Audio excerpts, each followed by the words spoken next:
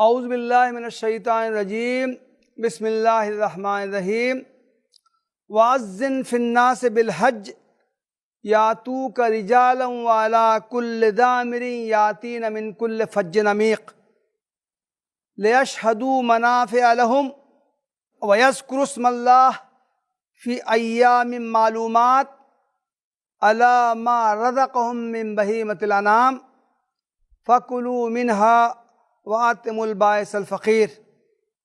صدق اللہ العظیم۔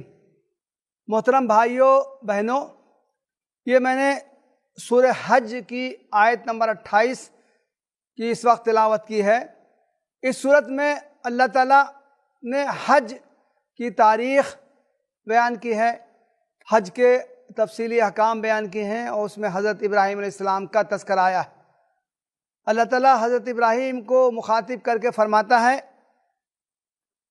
اور لوگوں میں حج کا اعلان عام کر دو، وہ تمہارے پاس آئیں گے پیدل بھی اور اونٹنیوں پر سوار ہو کر، ایسی اونٹنیاں جو دور دراز سے چلتے چلتے وہ دبلی ہو گئی ہوں، تاکہ وہ اپنے منافع حاصل کریں اور اللہ کا نام لیں مقرر دنوں میں ان جانوروں پر جو اللہ تعالیٰ نے انہیں عطا کیے، تو تم ان میں سے کھاؤ اور غریب و مسکین کو بھی کھلاؤ۔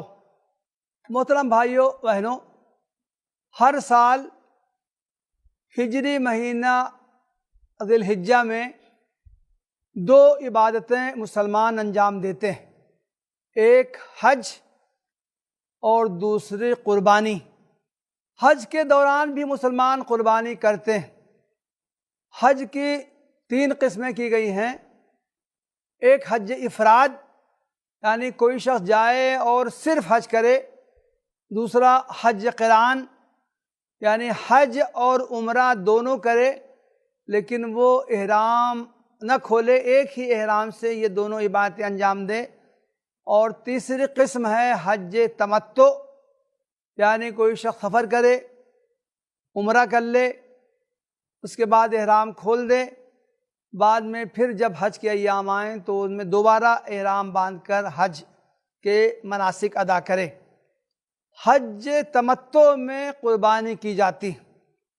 بیشتر حاجی جو دنیا کے مختلف مقامات سے پہنچتے ہیں وہ عام طور سے حج تمتع ہی کرتے ہیں، اس کے نتیجے میں وہ حج کے ساتھ ساتھ وہ قربانی بھی کرتے ہیں۔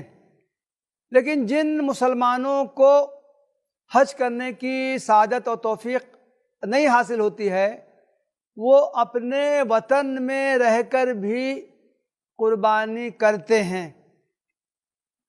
اس کی وجہ یہ ہے کہ اللہ کے رسول صلی اللہ علیہ وسلم نے قربانی کا حکم دیا ہے اور اس پر خود بھی عمل کیا ہے۔ حضرت عبداللہ ابن عمر رضی اللہ عنہ سے روایت ہے، وہ بیان کرتے ہیں کہ اللہ کے رسول صلی اللہ علیہ وسلم مدینہ ہجرت کرنے کے بعد 10 سال تک مدینہ میں رہے، ہر سال آپ پابندی سے حج کرتے رہے۔ حضرت انس ابن مالک سے مروی ایک روایت میں ہے، ضحى النبی صلی اللہ علیہ وسلم بکبشین املحین موجوعین، اللہ کے رسول صلی اللہ علیہ وسلم نے 2 چتکبرے اور خسی کیے ہوئے مینڈھوں کی قربانی دی۔ تو گیا کہ متعدد احادیث سے معلوم ہوتا ہے کہ اللہ کے رسول صلی اللہ علیہ وسلم نے مدینہ میں رہتے ہوئے جب آپ کو حج کرنے کا موقع نہیں ملا تو بھی آپ نے ہر سال یہ قربانی کی رسم انجام دی، قربانی پر عمل کیا۔ اور متعدد احادیث سے معلوم ہوتا ہے کہ آپ نے صحابہ کرام کو، اپنی امت کو بھی قربانی کا تاکیدی حکم دیا ہے۔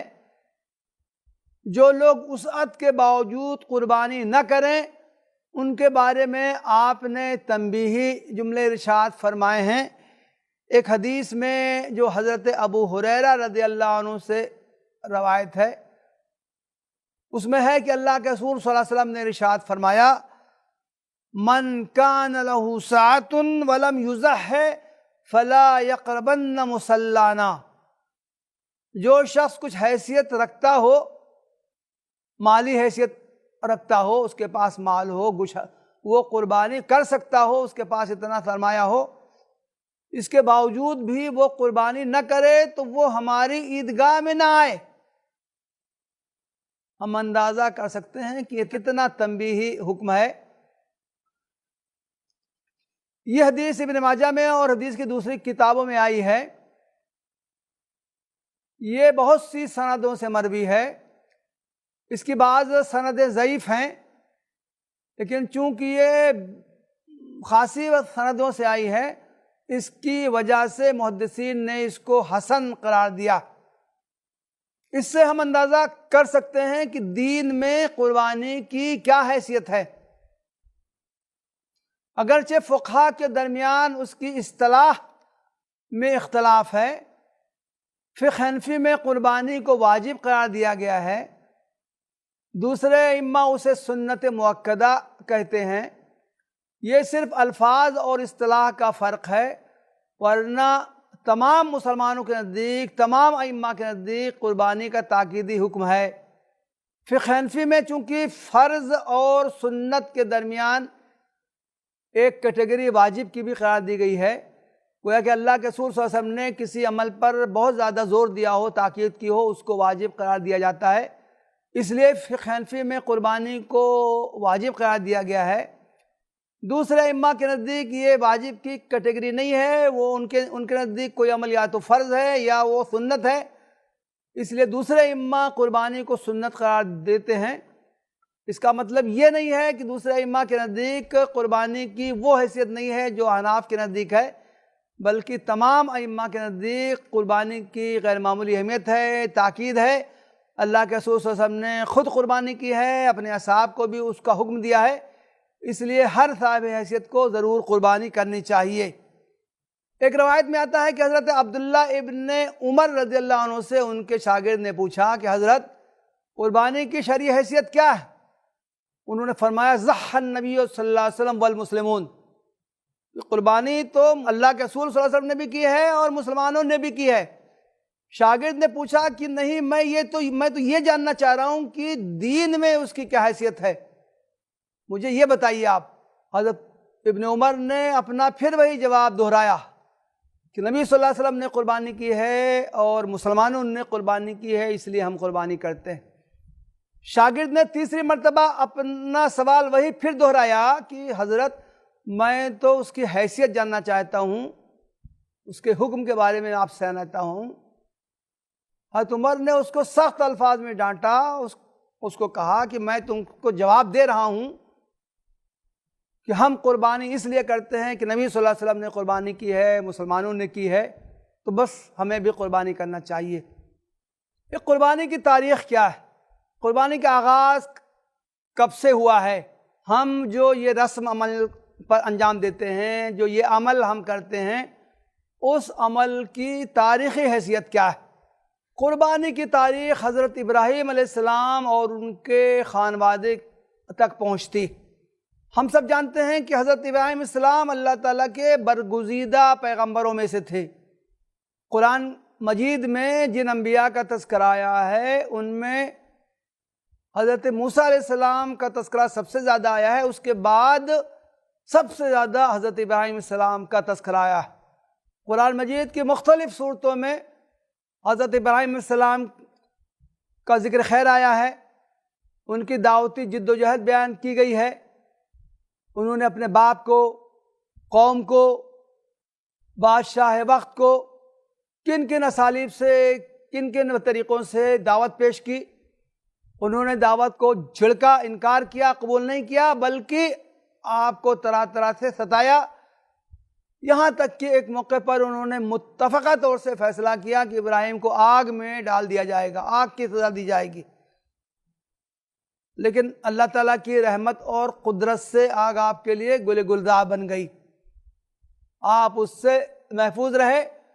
اس کے بعد جب آپ نے اندازہ کیا کہ قوم میں اب ہدایت حاصل کرنے کی رمق باقی نہیں ہے تو انہوں نے ہجرت کرنے کا فیصلہ کیا۔ قال انی ذاہب الی ربی سیہدین، انہوں نے فرمایا کہ اب تو میں یہاں سے جا رہا ہوں، میرا رب مجھے جہاں لے جائے گا میں وہاں چلا جاؤں گا۔ چنانچہ تاریخ میں آتا ہے کہ ابراہیم علیہ السلام اپنے وطن جو عراق کا ایک شہر تھا، وہاں سے نکل کر حران گئے، مصر گئے، کنعان گئے، وادی ذی ذرا میں گئے، جہاں جہاں وہ اللہ تعالیٰ کی ان کو ہدایت ہوئی، رہنمائی ہوئی، حکم ہوا، وہاں وہ تشریف لے گئے۔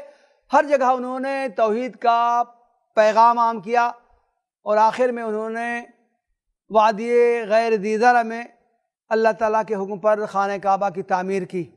حضرت ابراہیم علیہ السلام مختلف آزمائشوں سے دوچار کیے گئے، لیکن ہر آزمائش میں وہ پورے اترے۔ اللہ تعالیٰ نے انہیں جو بھی حکم دیا بے چونچرا اس پر عمل کرنے کے لیے تیار ہو گئے۔ اس کا تذکرہ خود قرآن مجید میں کیا گیا ہے۔ اللہ تعالیٰ کا ارشاد ہے وَإِذِ ابْتَلَىٰ إِبْرَاهِيمَ رَبُّهُ بِكَلِمَاتٍ فَأَتَمَّهُنَّ، ابراہیم کو تو اس کے رب نے مختلف باتوں میں آزمایا، مختلف احکام دے کے ان کو آزمایا، لیکن وہ ہر آزمائش میں پورے اترے، اور جب وہ آزمائش میں اس میں کامیاب ہو گئے تو اللہ تعالیٰ نے انہیں مژدہ سنایا انی جاعلک للناس اماما، کہ میں تو تمہیں رہتی دنیا تک، قیامت تک تمام انسانوں کا امام بنانے والا ہوں۔ حضرت ابراہیم علیہ السلام کی آزمائشوں کا اس موقع پر تذکرہ کرنے کا موقع نہیں ہے، میں صرف ان کی دو آزمائشوں کا تذکرہ کروں گا۔ حضرت ابراہیم علیہ السلام کو بڑھاپے کی عمر میں اللہ تعالیٰ نے ایک اولاد سے نوازا، اسماعیل علیہ السلام سے، جو کہ حضرت ہاجرہ کے بطن سے پیدا ہوئے تھے۔ تاریخی روایتوں میں آتا ہے کہ ان کی عمر اس وقت 80 سال سے اوپر تھی، اپنی اس اولاد سے انہیں بہت زیادہ محبت تھی، لیکن اللہ تعالیٰ کی طرف سے حکم ہوا کہ تم اپنی اس اولاد کو اس کی ماں کے ساتھ فلاں مقام پر جا کر آباد کر دو۔ وہ مقام صحرا میں تھا، وادی غیر ذی ذرع تھا، وہاں سبزہ نہیں تھا، پانی نہیں تھا، جیسا کہ صحرا کے مقامات ہوتے ہیں، وہاں کوئی آبادی نہیں تھی۔ اللہ تعالیٰ نے انہیں حضرت ابراہیم کی آزمائش کی اور حکم دیا کہ ان کو فلاں جگہ لے جا کر آباد کر دو۔ اس کا تذکرہ سورہ ابراہیم میں آیا ہے۔ حضرت ابراہیم السلام نے دعا کی ربنا انی اسکنت من ذریتی بواد غیر ذی زرع عند بیتک المحرم ربنا لیقیموا الصلاۃ، اے ہمارے رب، ہم نے اپنی اولاد کے ایک حصے کو بے آب و گیاہ وادی میں آباد کیا ہے، تیرے محترم گھر کے پاس۔ یہ مستقبل کا بیان ہے کہ جہاں کی گھر آئندہ آباد ہوا، اور وہاں اس لیے آباد کیا ہے تاکہ یہ وہاں نماز قائم کریں۔ حضرت ابراہیم علیہ السلام اس آزمائش میں پورے اترے، وہاں انہوں نے حضرت اسماعیل اور ان کی والدہ کو لے جا کر آباد کر دیا۔ اللہ تعالیٰ کی قدرت سے وہاں پر زمزم کا چشمہ جاری ہوا، ایک قبیلہ جرہم آ کر آباد ہوا، اور آہستہ آہستہ آبادی پھیلی، اور وہ جگہ جو بالکل وادی غیر ذی زرع تھی، ویرانہ تھا، صحرا تھا، وہاں پر زندگی کے آثار جاری ہو گئے۔ حضرت ابراہیم علیہ السلام کی دوسری آزمائش اس وقت ہوئی جب کہ ان کا یہ بیٹا 12-13 سال کی عمر کو ہو گیا تھا۔ تاریخی روایتوں سے معلوم ہوتا ہے، قرآن کہتا ہے فَلَمَّا بَلَغَ مَعَهُ السَّعْيَ، جب وہ بچہ دوڑ بھاگ کی عمر کو پہنچ گیا، چلنے پھرنے لگا، باپ کے ساتھ رہنے لگا، اس عمر میں حضرت ابراہیم علیہ السلام کو ایک خواب دکھایا گیا کہ وہ اپنے اس بیٹے کو جو ان کا اکلوتا تھا اس کو وہ ذبح کر رہے ہیں۔ ابراہیم علیہ السلام اس خواب پر جوں کا توں عمل کرنے پر تیار ہو گئے۔ انہوں نے اس کی تعویل و توجیہ نہیں کی کہ خواب ہے، خواب کی تعبیر کی جا سکتی ہے، خواب کی یہ بھی تعبیر ہو سکتی ہے کہ بیٹے کو اللہ کی راہ میں وقف کر دو، نہیں، انہوں نے کوئی تعبیر کرنے کی کوئی کوشش نہیں کی، کوئی اس کا دور دراز کا مطلب نکالنے کی کوشش نہیں کی، بلکہ وہ اس پر جوں کا توں عمل کرنے پر تیار ہو گئے۔ اس کا تذکرہ سورہ الصافات کی آیت میں آیا ہے کہ انہوں نے اپنے بیٹے کو بھی شریک مشورہ کیا. انہوں نے کہا یا بنیا انی ارا فی المنام انی اذبحک، پیارے بیٹے میں نے خواب میں دیکھا ہے کہ میں تجھے ذبح کر رہا ہوں. سعادت مند بیٹے نے بھی ادھر ادھر کی باتیں نہیں کی، تردد کا اظہار نہیں کیا، یہ نہیں کہا کہ میں سوچ کے جواب دوں گا، نہیں، بلکہ بیٹے نے کہا یا ابت افعل ما تؤمر ستجدنی انشاءاللہ من الصابرین، ابا جان آپ کو جو حکم دیا گیا ہے آپ کر گزریے، انشاءاللہ آپ مجھے صبر کرنے والوں میں سے پائیں گے. آگے قرآن کا بیان بہت دلکش ہے، انتہائی اہم بیان ہے. قرآن میں ہے فَلَمَّا أَسْلَمَا وَتَلَّهُ لِلْجَبِينِ، جب باپ اور بیٹے دونوں اسلام لے آئے. کتنی لطیف تعبیر ہے، اس میں کتنی بلاغت پائی جاتی. اسلام کیا ہے؟ اسلام زبانی جمع خرچ کا نام نہیں ہے. اسلام یہ نہیں ہے کہ ہم بس زبان سے کہہ دیں کہ ہم تو مسلمان ہیں، ہم اسلام لے آئے، بلکہ اسلام اصلاً عملی اظہار کا نام ہے. اللہ تعالیٰ کے احکام پر اپنے آپ کو سرنڈر کر دینا، اپنی ذات کو اللہ تعالیٰ کے احکام کے حوالے کر دینا. اللہ کا جو بھی حکم ہوگا ہم فوراً اس پر عمل کر گزریں گے. اس کا اظہار ہی نہیں بلکہ عمل کر دینا فوراً، اس کو اسلام کہتے ہیں. چنانچہ قرآن نے کہا فلما اسلما، جب باپ بیٹے دونوں اسلام لے آئے، یعنی دونوں اللہ کے حکم پر عمل کرنے کے لیے آمادہ ہو گئے. باپ تیار ہو گیا کہ بیٹے کو قربان کر دے، ذبح کر دے، اور بیٹا تیار ہو گیا ذبح ہونے کے لیے. وَتَلَّهُ لِلْجَبِينِ، اور باپ نے بیٹے کو پیشانی کے بل پچھاڑ دیا تاکہ اس کو اس عمل کو انجام دے. اس وقت وَنَادَيْنَاهُ أَن يَا إِبْرَاهِيمُ، اس وقت اللہ تعالیٰ فرماتا ہے کہ ہم نے ندا کی اے ابراہیم قَدْ صَدَّقْتَ الرُّؤْيَا، تم نے تو خواب کو سچ کر دکھایا. جو کچھ تم کو خواب میں دکھایا گیا تھا تم نے اس پر فوراً عمل تم کر گزرے. اِنَّا كَذَلِكَ نَجْزِي الْمُحْسِنِينَ، ہم تو احسان کرنے والوں کو، ہم تو اچھا عمل کرنے والوں کو، ہم تو کوئی عمل معیاری شکل میں انجام دینے والوں کو اسی طرح بدلہ دیتے ہیں.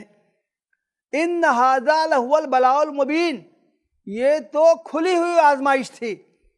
ہم آزمائش کی، کتنی عظیم آزمائش تھی، کتنی اہم آزمائش تھی، کتنی دقیق آزمائش تھی، اس کا اندازہ ہم یہ کر سکتے ہیں اس بات سے کہ خود اللہ تعالیٰ جس نے آزمایا تھا وہی فرماتا ہے ان ھذا لہو البلاء المبین، یہ تو بالکل کھلی ہوئی آزمائش تھی.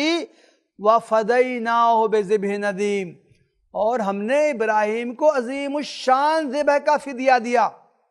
یہ عظیم الشان ذبح کا فدیہ کیا ہے؟ روایتوں میں آتا ہے کہ حضرت ابراہیم علیہ السلام نے جب آنکھ سے پٹی کھولی، دیکھا کہ قریب میں ایک جھاڑی میں ایک دمبے کے سینگیں اٹکی ہوئی ہیں. روایتوں میں آتا ہے کہ اللہ تعالیٰ نے فدیے کے طور سے جنت سے ایک مینڈھا بھیجا تھا جس کو کہ حضرت ابراہیم علیہ السلام نے قربان کیا. ہمیں یہ دور دراز توجیحات کرنے کی ضرورت ہی نہیں ہے. قرآن نے بڑے بلیغ انداز میں جو فرمایا ہے وَفَدَيْنَاهُ بِذِبْحٍ عَظِيمٍ، اس کا مطلب یہ نہیں ہے کہ فدیے کے طور سے جنت سے ایک مینڈھا آیا تھا جس کو حضرت ابراہیم علیہ السلام نے قربان کیا، بلکہ اس کا مطلب یہ ہے، عظیم ذبح کا مطلب یہ ہے کہ اللہ تعالیٰ نے ان کے اس عمل کو سنت بنا دیا، ان کے اس عمل کو رہتی دنیا تک کے لیے جاری کر دیا.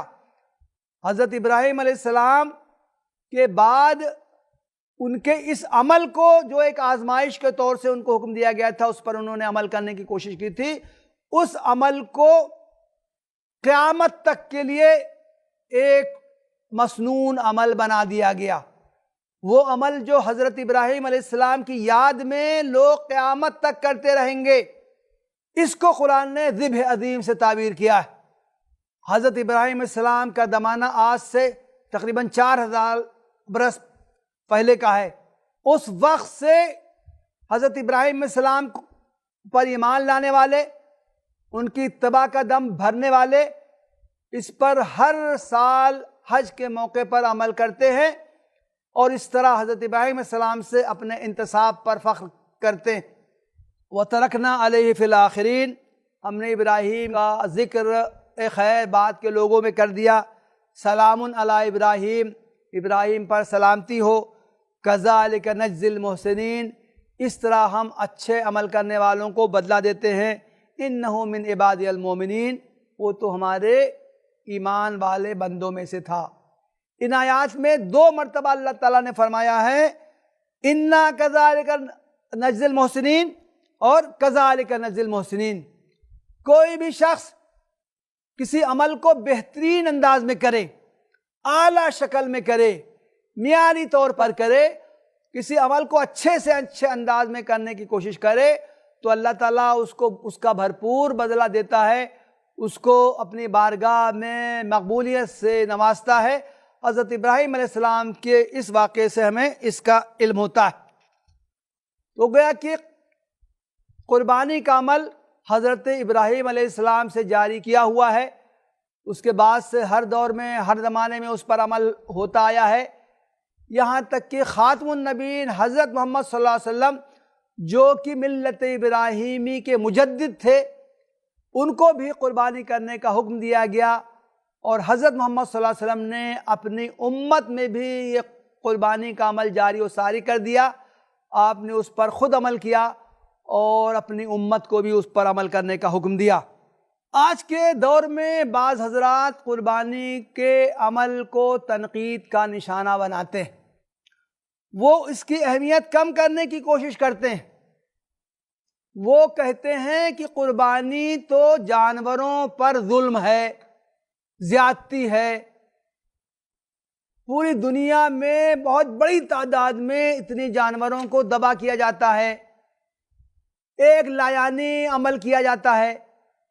وہ مشورہ دیتے ہیں کہ قربانی کرنے کے بجائے اگر اتنے خطیر سرمایہ کو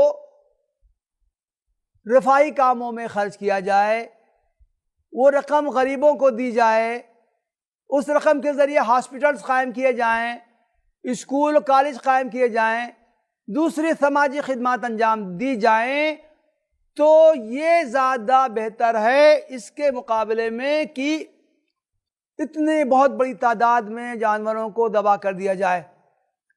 یہ لوگ دین کی حقیقت سے ناواقف ہیں، یہ لوگ اتنے سادہ لوہی کا مظاہرہ کرتے ہیں، ایسا لگتا ہے کہ اگر قربانی کے عمل کو روک دیا جائے تو ہر طرح کے سماجی کام زور و شور سے ہونے لگیں گے، تمام انسانوں کی ضروریات پوری ہو جائیں گی۔ حالانکہ دین میں قربانی کی جو اہمیت ہے اس کا تقاضا یہ ہے کہ قربانی بھی کی جائے اور رفاہی کام بھی کیے جائیں، اور ایسا ہوتا بھی ہے۔ جو لوگ قربانی کرتے ہیں ایسا نہیں ہے کہ وہ پھر رفاہی کام نہیں کرتے ہیں، ایسا نہیں ہے کہ وہ سماجی کاموں میں دلچسپی نہیں لیتے ہیں، ایسا نہیں ہے کہ وہ غریبوں کے کام نہیں آتے ہیں، ان کی مدد نہیں کرتے ہیں، بلکہ یہی لوگ جو قربانی کرتے ہیں یہی لوگ اللہ کے غریب بندوں کے کام آتے ہیں، ان کی مدد کرتے ہیں اور دوسرے رفاہی کام انجام دیتے ہیں۔ آخر میں قربانی کے تعلق سے چند احکام کا تذکرہ کرنا چاہتا ہوں جس کے بارے میں عام طور سے لوگوں کی طرف سے سوالات آتے رہتے ہیں۔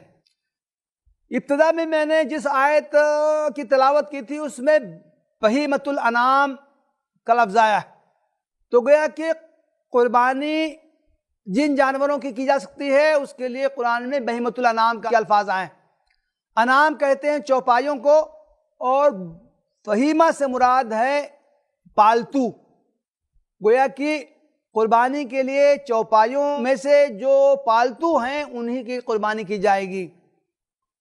3 طرح کے جانور ہیں جن کی قربانی کا حکم دیا گیا ہے: بکرا بکری، دمبا دمبی، مینڈھا مذکر و مؤنث، یا بڑے جانوروں میں گائے بھینس یا اونٹ اونٹنی، ان جانوروں کی قربانی کی جا سکتی ہے، اور دوسرے پالتو جانوروں کی قربانی کی جائے گی۔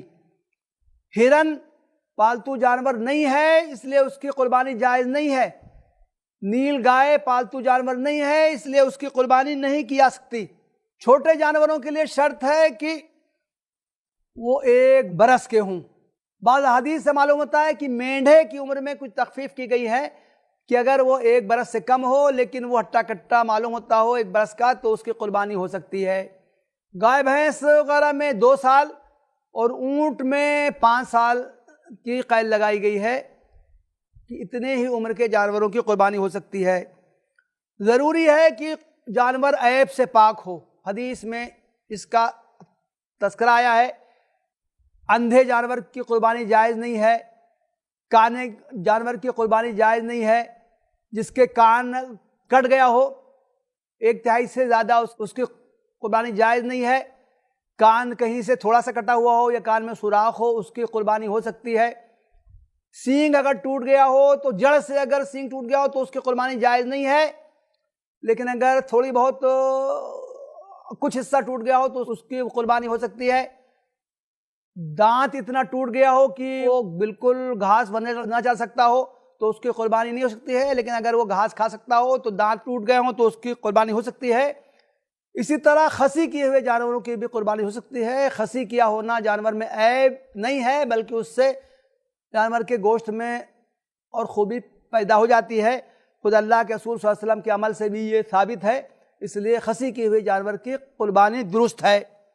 یہ قربانی ایام تشریق میں کرنی ضروری، جو حج کے جو ایام ہیں 10، 11، 12 ذی الحجہ میں اور بعض ائمہ کے نزدیک 13، اس میں قربانی کی جا سکتی ہے۔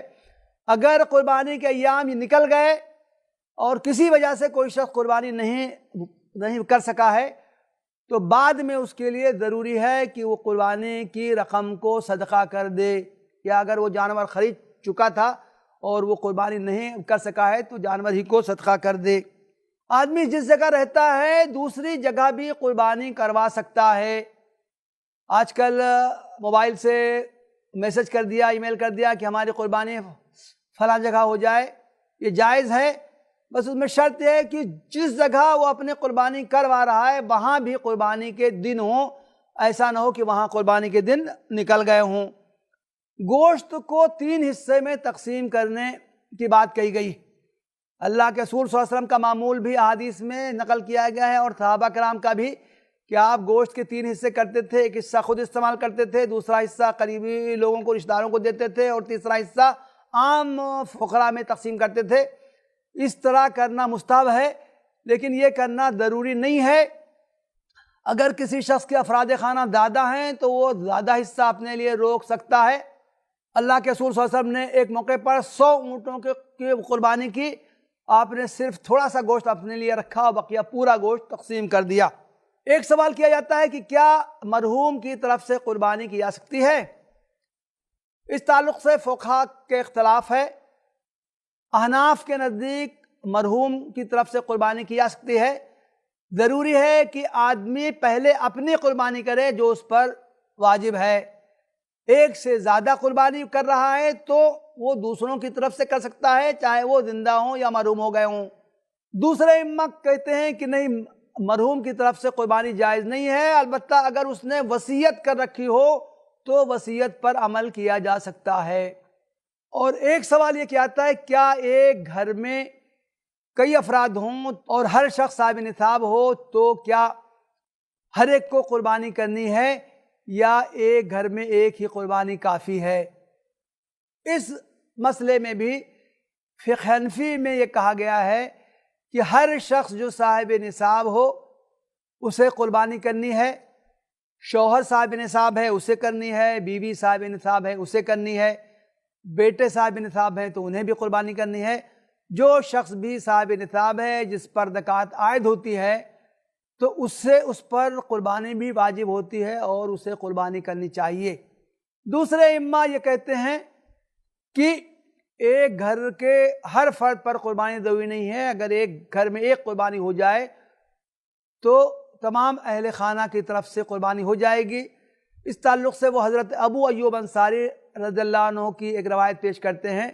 وہ بیان کرتے ہیں کہ اللہ کے رسول صلی اللہ علیہ وسلم کے زمانے میں ہم لوگ بس ایک ہی قربانی کرتے تھے، ایک شخص اپنی طرف سے اور اپنے اہل خانہ کی طرف سے، اہل بیت کی طرف سے ایک ہی قربانی کرتا تھا جو سب کے لیے کفایت کرتی تھی۔